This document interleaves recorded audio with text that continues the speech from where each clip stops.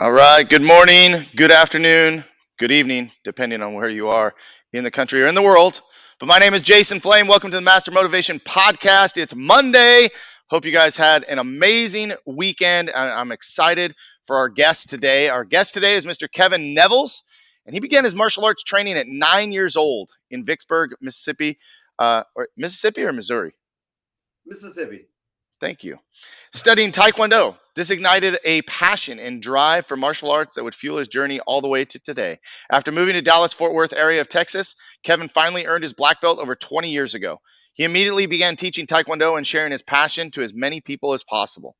Kevin realized how much supporting his community meant to him, and he felt like he wasn't done serving after his 1 year term as chairman of the Chamber of Commerce uh, as it came to a close. In January of 2021, Kevin declared himself as a candidate for Coppell.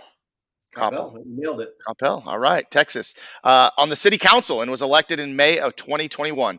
Today, Kevin and his wife Amanda run 3 martial arts schools. They have 10 full time employees and 27 part time employees spread over the 3 schools. Currently, they have about 700 students actively training. And last year, they set a company record by hitting $1.2 million in revenue. Welcome to the show, Mr. Nevels. Hey, thank you, sir. I appreciate it. I gotta say, I'm pretty hyped after that intro video. That thing is fire, man. That's awesome. Fire, flame, it's It- all good, right? It's energy, I feel it. Love it. It's so awesome to have you on the show because you and I actually have quite a bit in common. You being in Texas, me being here in Moorpark, California.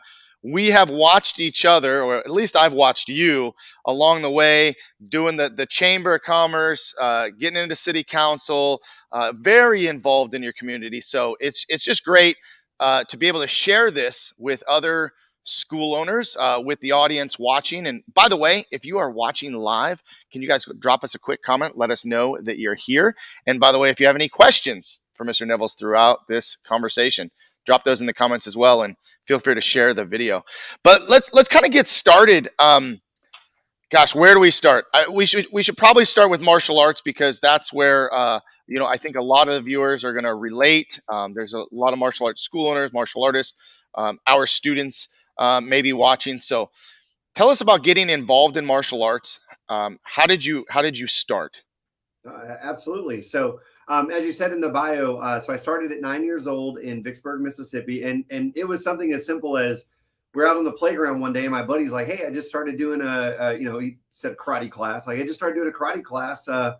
You should come do it with me." And I was like, "That sounds pretty cool, actually." So I went and asked my parents, and he told me where he went, and I was like, "Yeah, I want to go do that." So I walked in, and man, I was hooked at the first lesson. It was I remember like you had to go to a certain amount of classes before you could get your uniform and earn your white belt and stuff. And I was like there as much as I could, trying to learn the basics and the blocks and the kicks and stuff. And I remember I got my uniform, and it was like that was like my drug. I'm not gonna lie, like it was training all the time. And then so got going there, started hitting tournaments, got decent at tournaments. So I went through. There was a circuit called the SMAC, the Southern Martial Arts Championships in Mississippi. So if anybody listens from Mississippi, shout out to the SMAC tournament circuit. I think it's still going on, if I'm not mistaken. But Nice.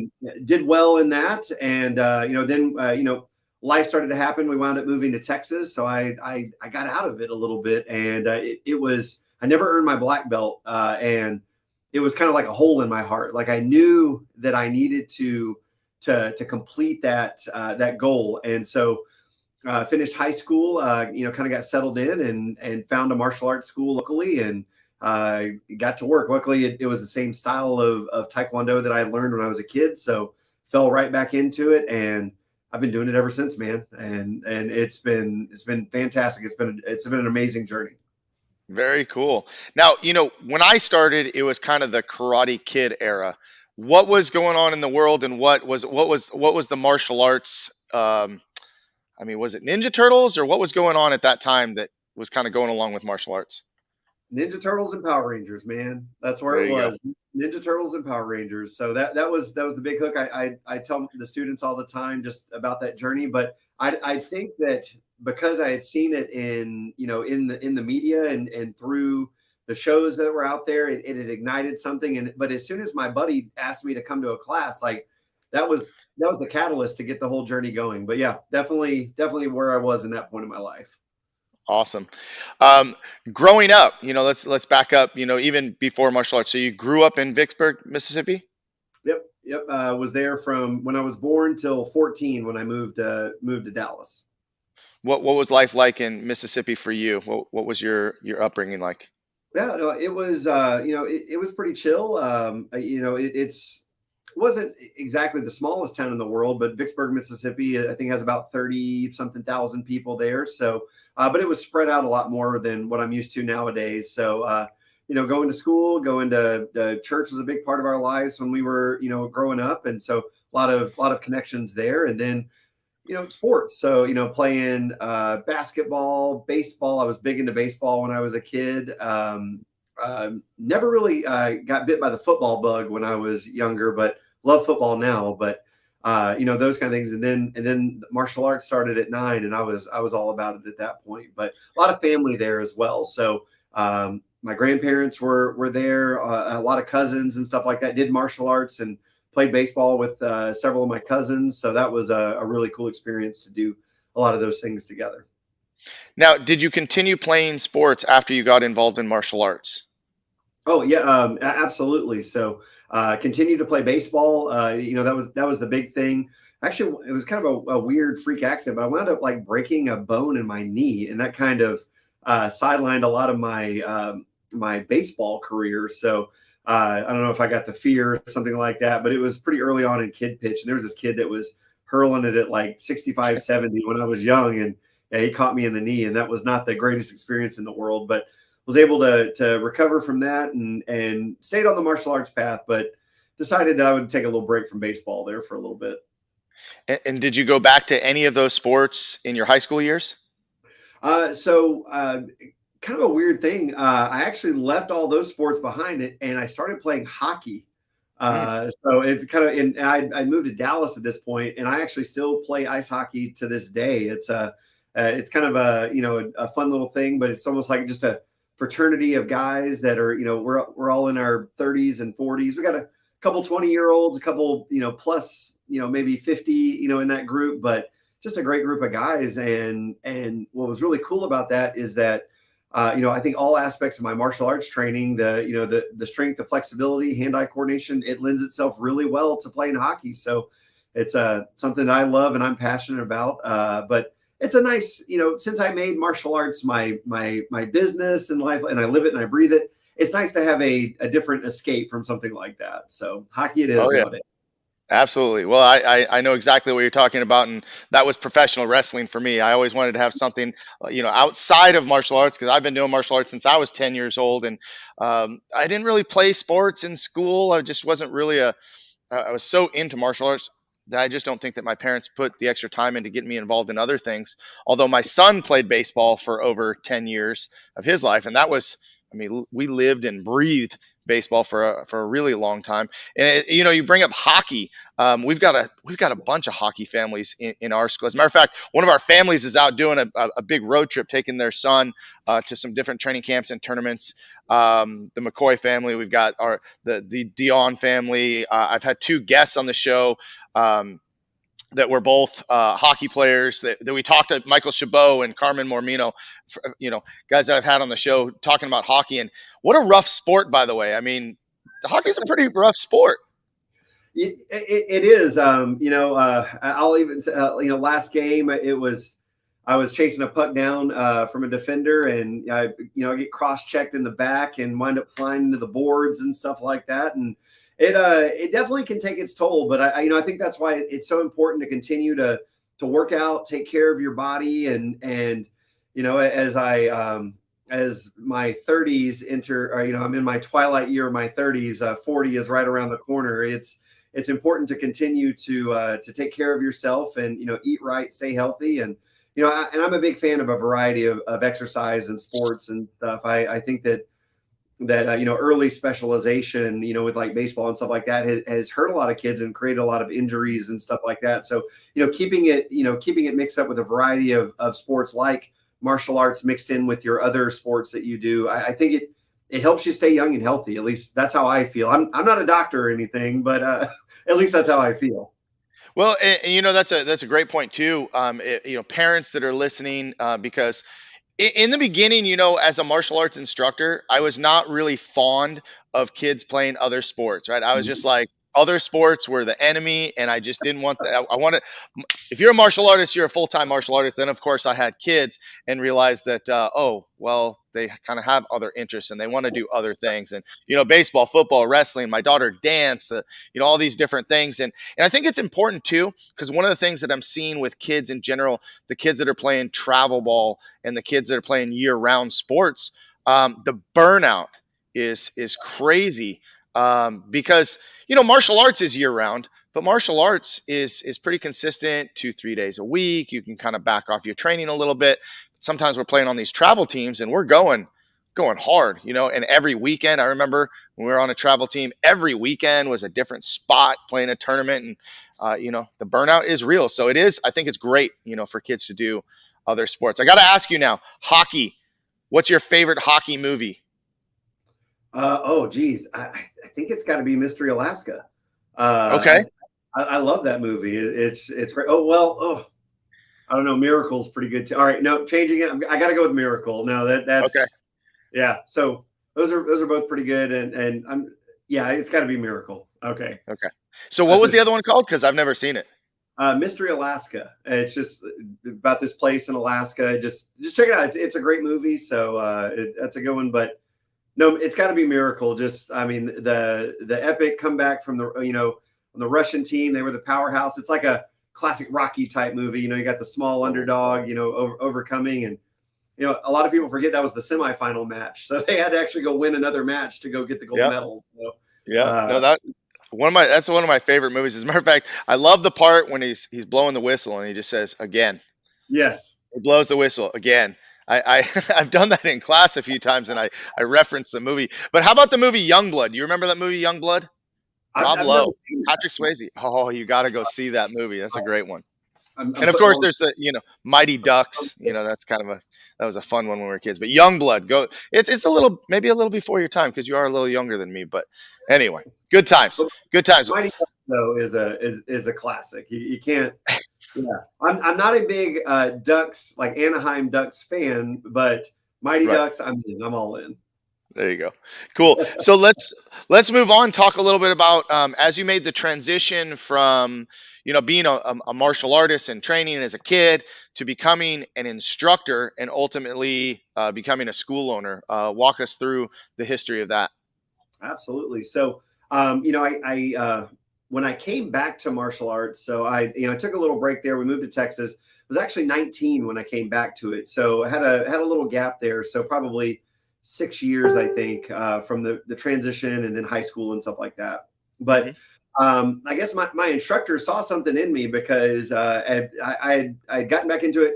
Had to start back over as a white belt. That was always the pain point whenever that happened. So but Hmm. I had a little bit of knowledge still in the memory bank there. So I don't know if he saw something in me, but as a yellow belt, he actually approached me and said, "Hey, would you be interested in being an assistant and kind of start helping me teach the classes and stuff like that?" And I was like, "Yeah, that sounds great." So worked for him part time, and really didn't do it for the money. It was I had another job that I was making money on, but it was about the experience and just getting exposed to teaching and motivating and shaping young lives through martial arts. I instantly keyed in with that, and it was like love at first class. As soon as I stepped on the mat and became an instructor or became an assistant. So it took several years to kind of work through that process. I earned my black belt, and I had been talking to my instructor, and I was like, when's the earliest I can test to become an instructor? Like what do I have to do and stuff. And so luckily he had been working with me ahead of time. So as soon as I earned my black belt, that first opportunity to test for my instructor, he was like, boom, you're in. So I became a certified instructor. Had a lot of tests I had to do, a lot of practical stuff, and it's been ever since then. I've just been hooked on teaching. So was with that school for about another year and a half, and unfortunately, that school closed down. And it was actually here in Coppell, Texas. So I had to transfer to another school And we were in an organization at the time, so we had a sister school, in the city over. So was able to hop over there and continue teaching, and taught at that school for it was about 6 years, I believe. So I was an instructor for about 7 or 8 years, and had a lot of people that started moving to the Dallas area that were in our organization that were opening up schools, and so they were similar age, within a couple of years of me, and so then they started the prodding, like, Nevels, when are you gonna open up a school? When are you gonna do this? And I Right. was like, oh, I've got a good job, got married, I'm doing this my career and stuff, and I guess I don't know if you want to call it succumbing to peer pressure or what, but I finally said, kind of looked at my life, and it was a very impactful moment. So I was running demo team at my old school, and we had a very successful season. Wound up taking second place at our big competition that we went to. Huge accomplishment for the young guys that we had there, and just felt this just passion for martial arts. And I was working for my dad at the time, and I was in the petroleum industry and making really good money doing that. And my dad comes to me and he says, Kevin, when are you going to quit, working for so and so and making him look good? When are you going to reach out, and do your own thing and stuff? And the fact that I was working for him, and I kind of almost got unofficial permission for him to basically leave the company and go and do my own thing. I think that's what I needed. So that was like middle of January 2010. I had our school open. First day of classes was May 3rd, 2010. So I Mm. mean, it was like a fire got lit under me, and I learned everything I could about opening a business, talking to my peers and stuff, and it was quick. And my wife, who was pregnant with our oldest daughter at the time, wasn't exactly over the moon about me, like going down this path and stuff. But I think she understood the passion and the love I had for teaching and sharing this great art. And she backed me 100%, and I am forever grateful for her. Amanda, I love you. Thank you for all of this. Appreciate it. So you got to take care of Mama. You got to make sure you acknowledge Mama. That's So, right. That's right. but yeah, Oh, absolutely. that was 2010, and here we are 12 years later, and it's been a fantastic journey.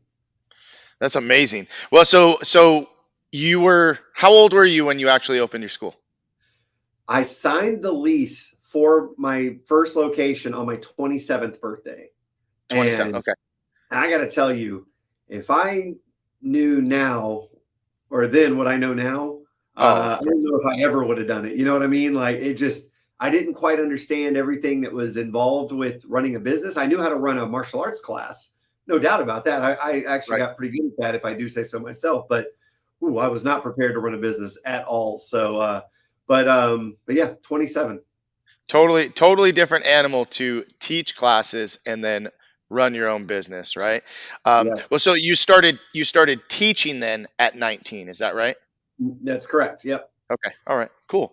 So once again, little similarity. I got my black belt when I was 17. Started really teaching full time about well, probably right after I got my black belt because I didn't really get the hey, do you want to be an instructor? Hey, do you want to shadow me? It was kind of like you're a black belt now.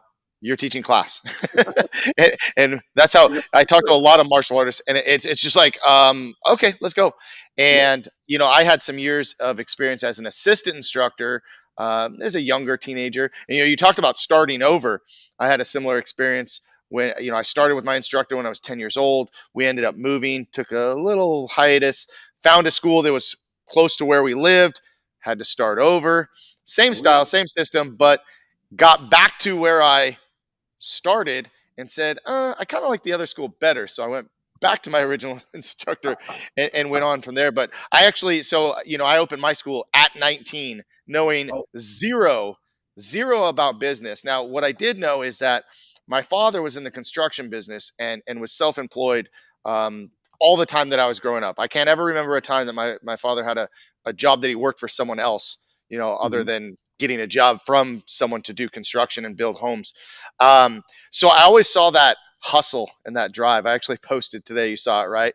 Oh Zero yeah. percent luck, 100% hustle. I mean, I think sometimes. my dad hustled more than, I mean, just anybody I knew. And I saw that. And I said, well, I don't really want to go in that direction, but I do love martial arts and I do want to go teach martial arts. And so, opening a business, and like you, I love teaching. I love the impact that it had on people, kind of like the spotlight of, being in front of the class too, right? I mean, we can't, just a little, we all like that. Um, but man, knew nothing about business. And Mhm. so literally ran my business for 10 years before I joined Maya. So how long was it before you joined Maya? Because we have that, once again, that thing in common where we joined Maya to receive consulting from martial arts professionals that had done it longer and better than us. So how long was it after you opened your school that you joined Maya? That's so, and that's a great question because it was about 4 years after we. So it was about 2014, I believe. And it was at the Super Show.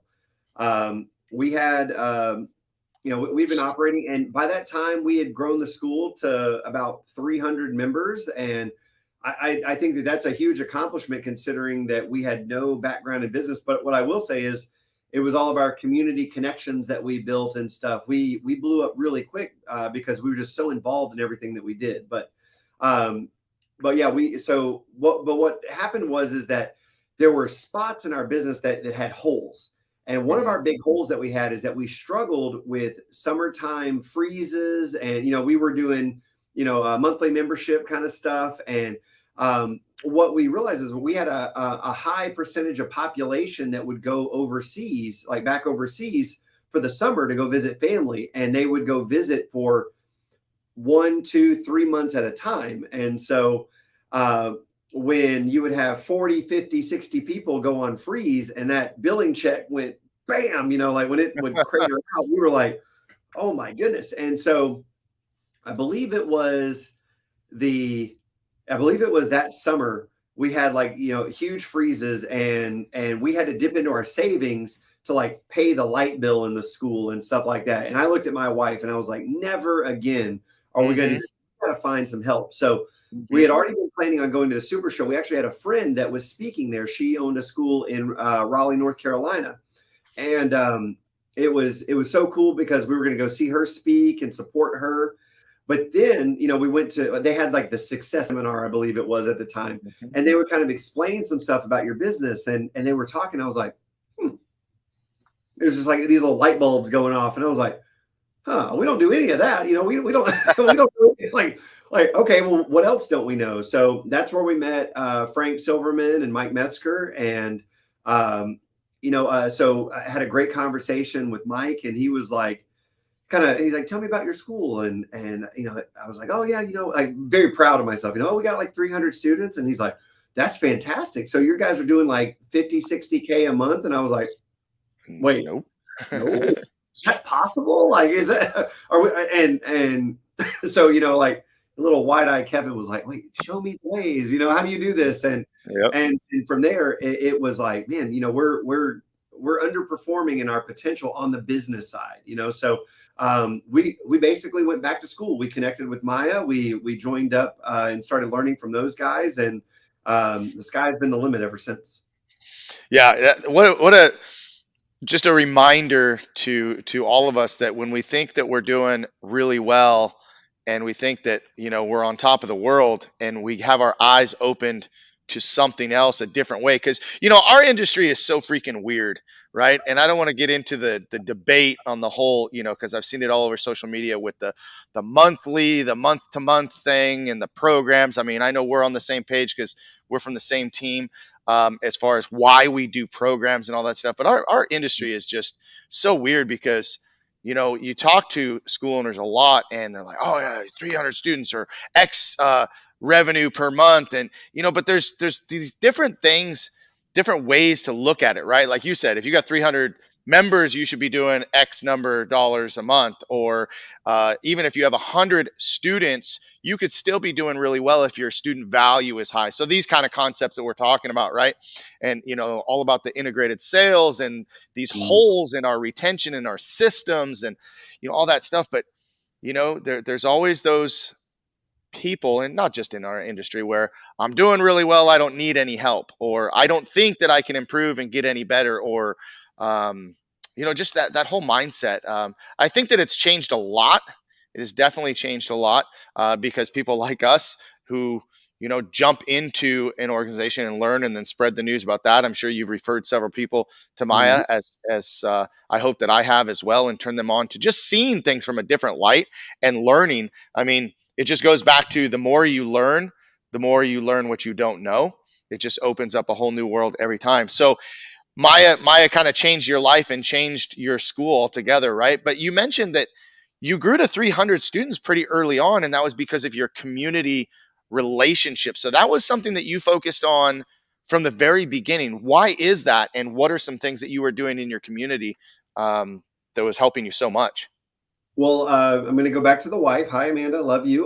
Because I mean, she was a like we sat down and we kind of we had peers, like I said, in our organization that were opening up schools and stuff. So we had some initial groundwork for how to run a successful martial arts school. We had peers around us that had 300-person martial arts schools, 200-person martial arts schools. So it's not like we had a great foundation is the way that I'll put it. So, but we were like, okay, we talk about differentiation and we talk about what's going to separate us from other martial arts schools.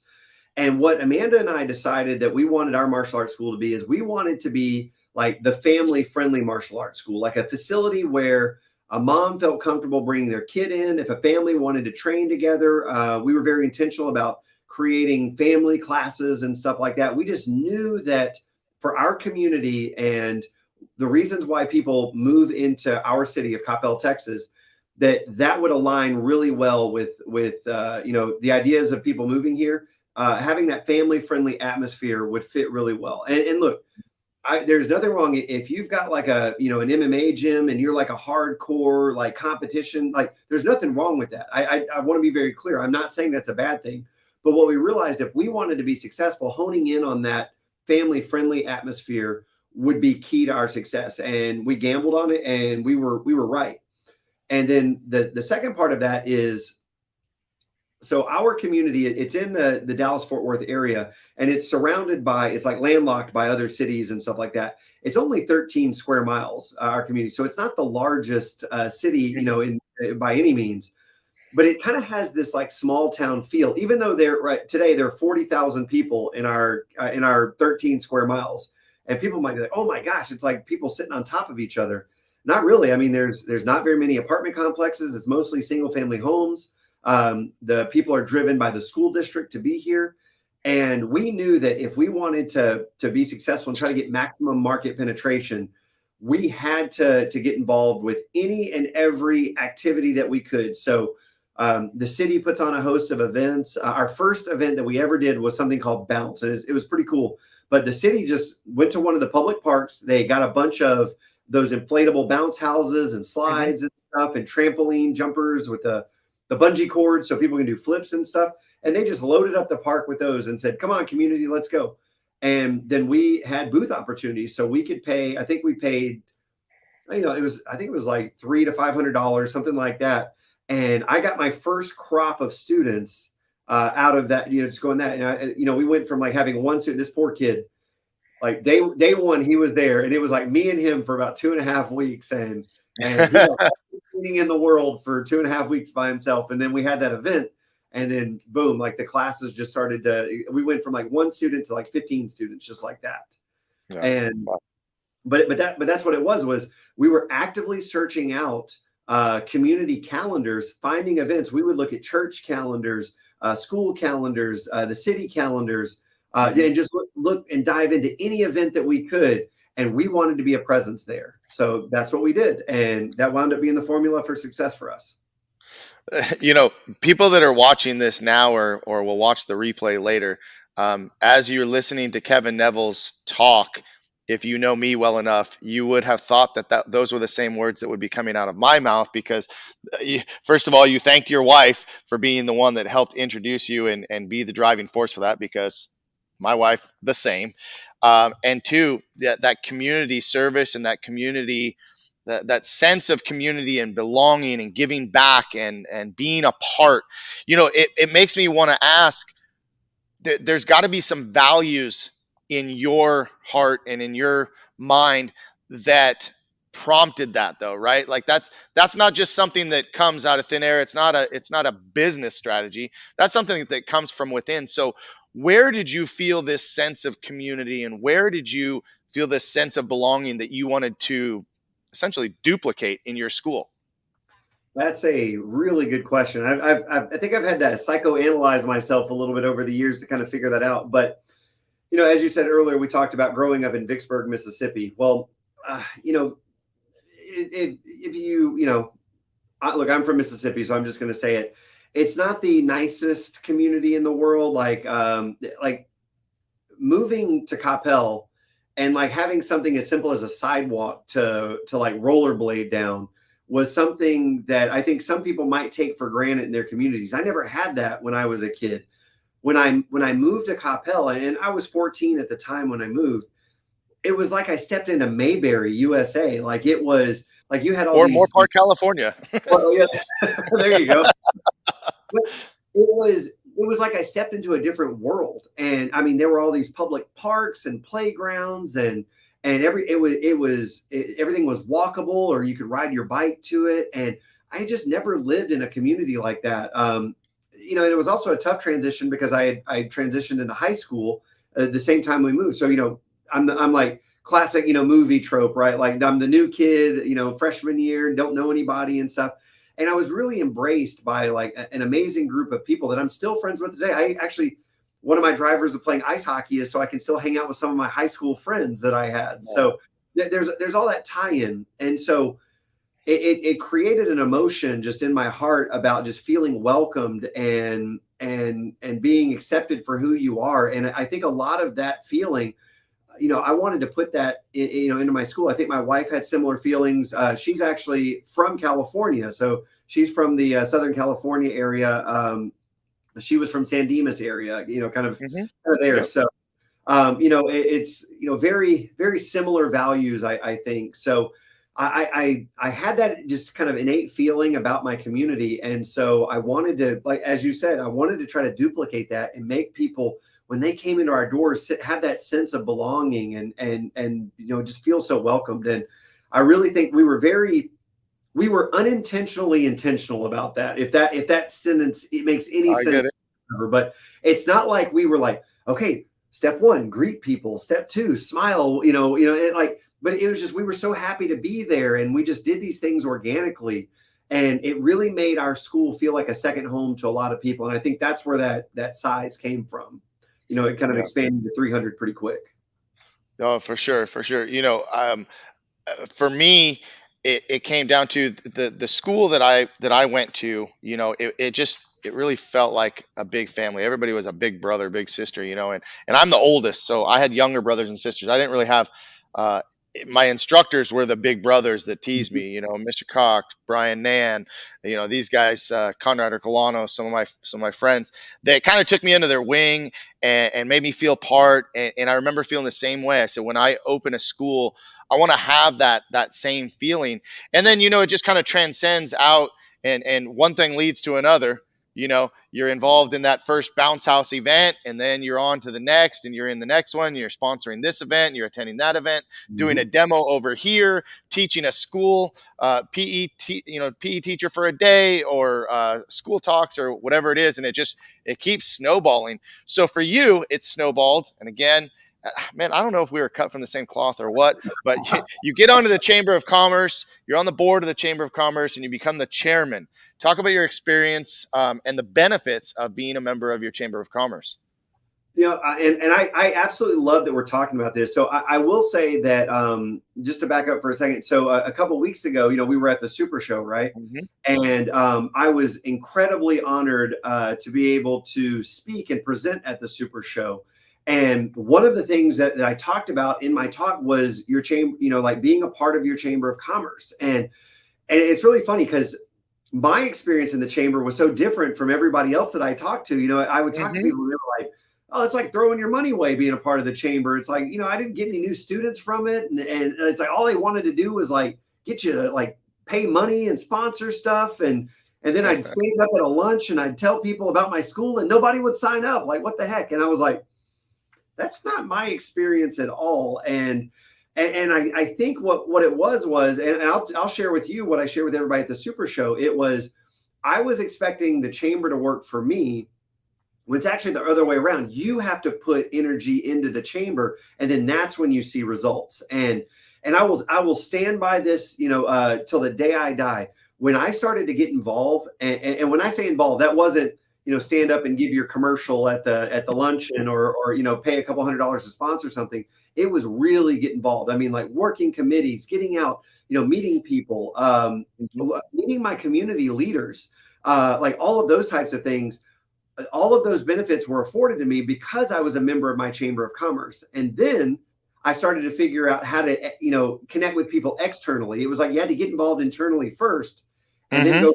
So we got involved with the program. And I will say, for the first 3 years that I was a member of the chamber, I didn't do anything. So I was one of those kind of naysayers. And then somebody invited me to get involved with it was a health, wellness, and fitness committee that was being formed. So it was like, doctors, dentists, healthcare providers, hospital networks, and fitness businesses. And the formula, and to me, this is actionable stuff right here. If you go to your Chamber of Commerce and you say, hey, I want to put a committee together of health, wellness, and fitness businesses, your health and wellness people, they've got the money, they've got the deeper pockets than you have. They'll sponsor all the stuff, right? But if you're willing to get in and work and put a little elbow grease into it, they're looking for people and bodies to man these committees and set up events and give them exposure. That was the connection that we needed. So we were able to kind of bring that together, and we started creating health and wellness expos around the city so we could get direct connection. We would partner with, like, our community would have a farmers market. The city would put it on. So Mm-hmm. we would back on the farmers market with the health and wellness expo, because you got to think about it. People are there. They want fresh food, typically healthy living. There was a lot of synergy and connection there.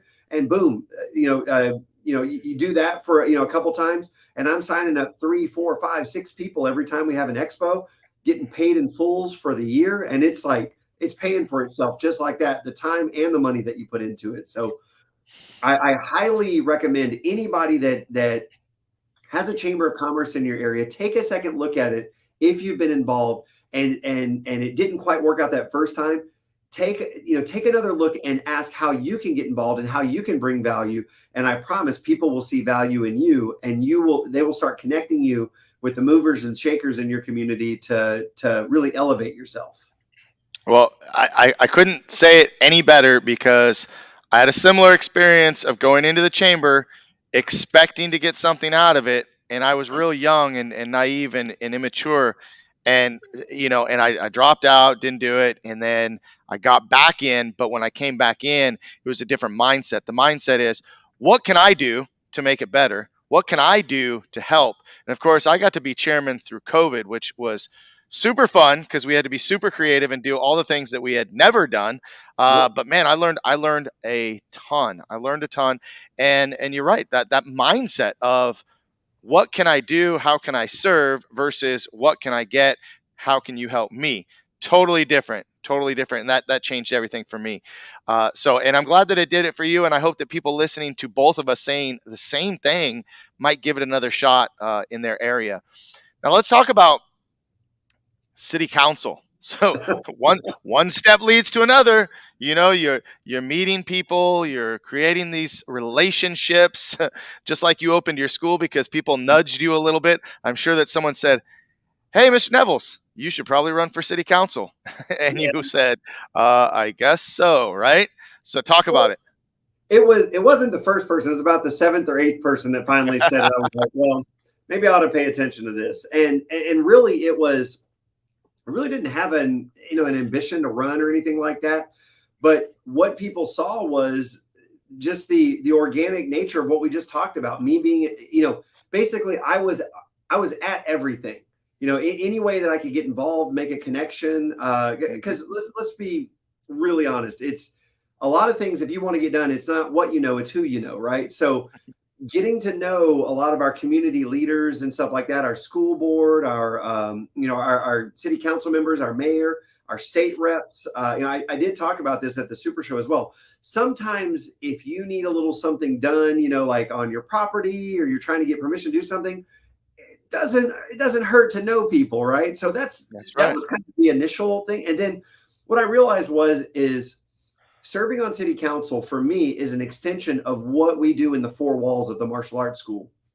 To me, it is you're giving back, which to me that's what an instructor does. You've been passed something and you're giving back to people. So you're giving back to your community. You're sharing your time. You're sharing your expertise. As a small business owner, I'm able to bring a perspective of small business to the council, and the other people that work for those companies, and that are picking up that paycheck and stuff like that, they don't have the same viewpoints that I do about small business. And I am a saber rattler, a leader, a mouthpiece for small business in my community, and I will live and die by that. So a lot of that just kind of happened organically. And like I said, about the sixth or seventh time somebody said something to me, when a exiting council member took me out to lunch and said, hey, I've seen you around town. I see your heart. I see your passion. I see what you're doing. I think you've got a good head for this. I would be honored. I'm stepping down. I'd be honored if you would run in my seat. And it's not he's not handing me the torch. He's challenging me to run for that seat. And I did have an opponent. Whooped him pretty good. I won 70-30. That's the martial arts artist in you right there. Definitely won the match, so that's good. But I was very proud. We had a very clean campaign. I never said anything negative. I just don't believe in that. I believe in building our students up positive. I wanted to showcase myself in a positive way and not try to tear somebody down negatively to do that. So I feel like I ran the right way. I won the right way, and I wanted to set an example of, look, we all know that politics in this country it's in a weird spot right now. It's very polarizing, and it's very like we can't come together and have a dialogue. It's shouting from opposite sides of the room, right? So I wanted to show my students that somebody that they trusted could enter the political arena. Now I will say it's a very small political arena. I Right. describe Coppell, but that somebody could run and do it the right way and be a positive representative, in the community. And I feel like I've done that so far. I've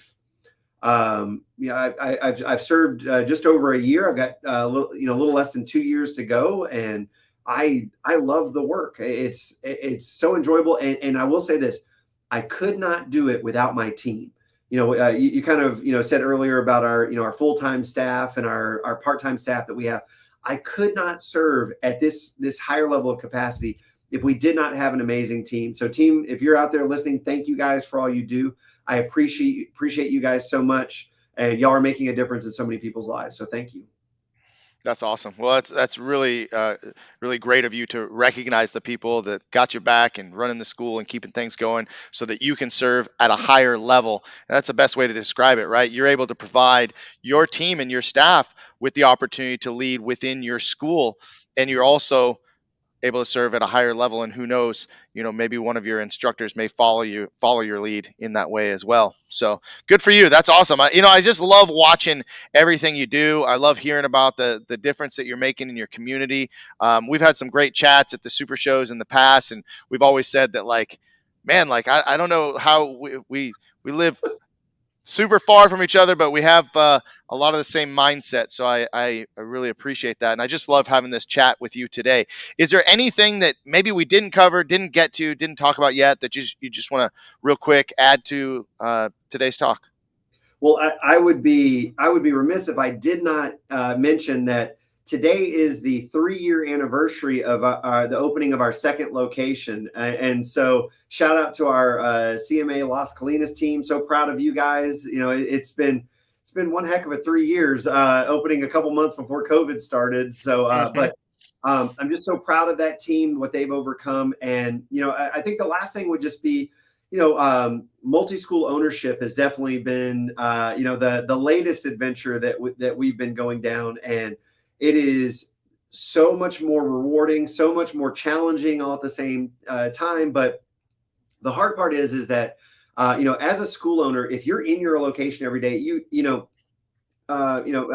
talked about having that drive, that just inherent, hustle, that you have, and you've got to get to work. Well, when you're not on site, because I can't duplicate myself, I've got to really trust my team, and I've got to be more prepared. And I think that anybody out there that's watching this is thinking about that second location is that however prepared you think you are not prepared to open up that second location because you've got to be able to increase your communication. You've got to be able to speak honestly and truthfully with your team about where they are. You've got to be able to be a goal setter.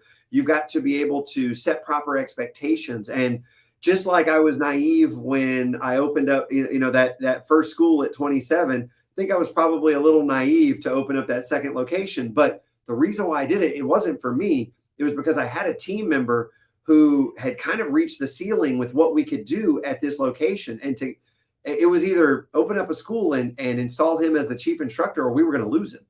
And so my motivations for that it wasn't like, oh, I've got two schools, I'm awesome. It was, I want to keep this person in our, as a part of our martial arts family. How do I do that? I've got to create an opportunity. So that's what I would say is just be deliberate, be intentional. Nothing with the second location or third location, which we have three now, can ever be like flying by the seat of your pants. So you've got to just increase that awareness, increase that communication, and remember, your employees don't work for you; you work for them.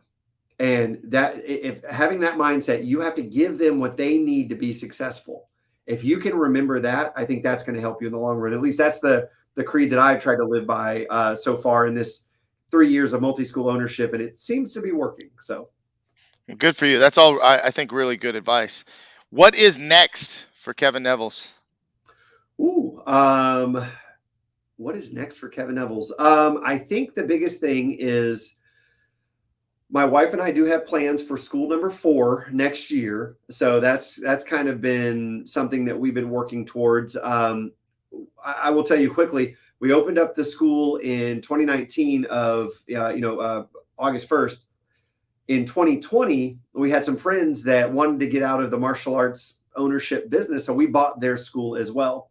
And we grew way too fast. Our bench strength got really thin and stuff, and we just got to the point, I'm not even kidding, at the beginning of July, where all of our positions are filled, and we have 2 people that are kind of waiting in the wings now. So we've kind of got to where we need to be to start taking steps to start working towards that 4th location. So make sure your bench is strong. That's what we're doing personally, and we're training, on a weekly basis, making sure that people are ready to take those next steps. But yeah, I think that's the next big step would be location number 4, and then continuing to maximize what we have, because my goal is to make sure that our people are compensated well financially. So by continuing to raise the performance of each location, we're able to compensate them more. And that's what I want my people to make a great living doing this. So when they come to work, they don't have to worry about money in the back of their mind. They just focus on the students and focus on them being successful. So I think those are the big things. Very cool. Very cool. Well, hey, thanks for the chat today. Thanks for just the insight, perspective, sharing your stories with us. That's almost a quick hour, right? Time goes quick. Hey, Wow. time flies when you're having fun. But guys, if you're watching, anybody watching, you have any comments, any questions, drop them in the comments here below, and do me a favor, share the video, subscribe to the YouTube channel. We got some great interviews coming up. Take a look at who's coming up next week and in the following weeks. And I'm already starting to book 2023. So this has been a great journey, sharing time with some great leaders in their communities and sharing their stories. So, Mr. Nevels, thank you so much. Sir, thank you so much for the opportunity. This was fantastic. And I love talking with you. And I swear we're kindred spirits, man. It absolutely is true. So thank you so much for the opportunity for being here. And thank you to everyone who is watching. I hope you learned something out of this.